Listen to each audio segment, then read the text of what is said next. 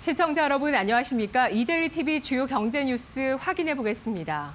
첫 소식입니다. 정부가 사회적 거리두기 단계를 격상하지 않고 현 상태에서 코로나19 확산세를 꺾는 것이 중요하다며 국민 개개인의 방역 협조를 당부했습니다. 박능우 보건복지부 장관은 어제 정례 브리핑에서 3단계의 방역 조치에 대한 세부적 논의를 이어가고 있다면서 만일 3단계가 격상되더라도 지역 간 이동 제한 등의 록다운, 봉쇄는 생각하고 있지 않다고 전했습니다. 한편 정세균 국무총리는 사망률과 직결되는 중환자 병상은 전시 상황이라는 생각으로 하나라도 더 확보하기 위해 총력을 다해야 한다고 강조했습니다. 다음 달 지급되는 3차 긴급재난지원금 규모가 4조 원을 넘을 전망입니다. 특히 코로나 재확산의 직격탄을 맞은 자영업자들에 대한 지원이 나올지 주목됩니다. 어제 더불어민주당 기획재정부에 따르면 당정은 자영업자들의 임대료 일부를 국가재정으로 지원하는 방안을 논의 중입니다. 민주당 관계자는 맞춤형 피해 지원금에 임대료를 포함하는 방안을 검토하고 있다며 임차인과 임대인의 형평성 문제가 있어 양측을 모두 지원하는 쪽으로 논의 중이라고 밝혔습니다.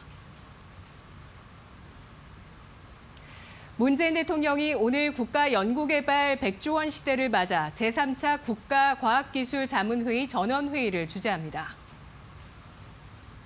회의는 오후 2시부터 3시 20분까지 진행되며 민간 기업 기술혁신 선제적 지원 전략, 국민 안전과 쾌적한 삶을 실현하는 연구개발 전략 등 2개 안건을 확정합니다.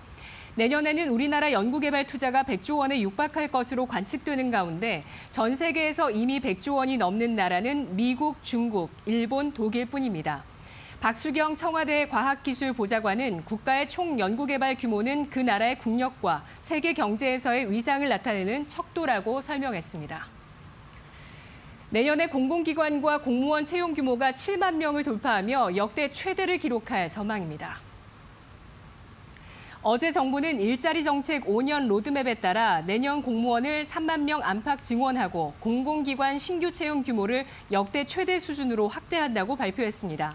이는 코로나19 여파로 청년 실업이 IMF 외환위기 이후 최악 수준으로 악화하자 공공부문 채용을 확대하는 데 따른 결과입니다.